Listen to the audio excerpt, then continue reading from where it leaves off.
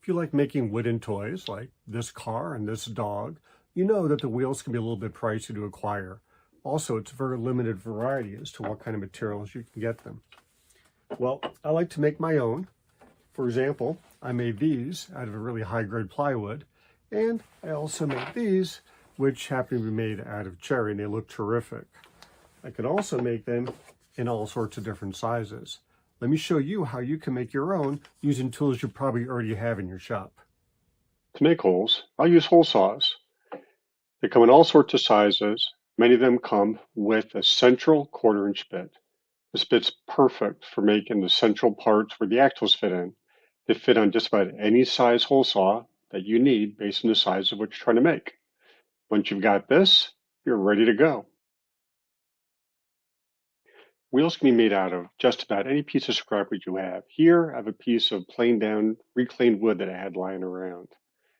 The trick when cutting out the wheels is to make sure you don't run the hole saw all the way through on your first pass. Here, I'm cutting till it just passes through and the center of the bit passes through the bottom, but not the rest of the hole saw. When I'm done, I'll flip the wood over, using that hole that went through as a pilot hole. Let me go ahead and show you how I do this.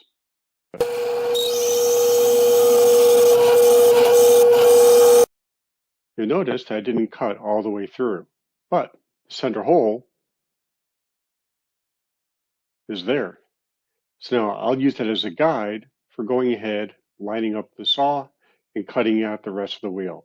I only cut down just far enough until the wheel releases from the rest of the wood.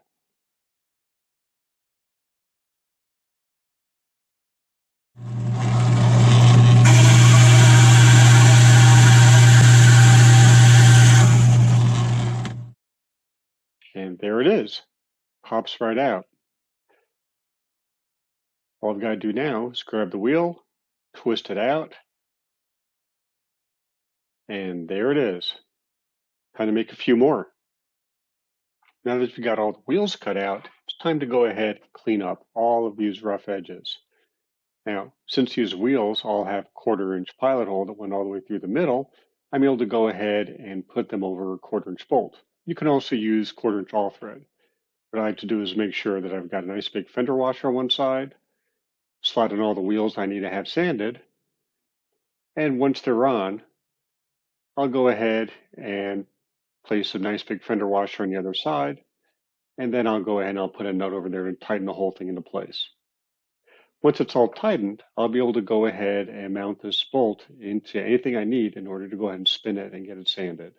I'm going to go ahead and show you 3 different ways that I'm able to use to go ahead and get these things sanded down. One option is just go ahead and put that bolt in your drill or drill press. Turn it on and sand away. If you happen to have a lathe, take advantage of it.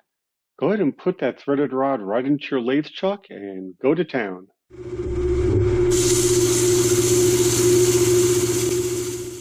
The third method I wanted to show you is for you pen turners out there.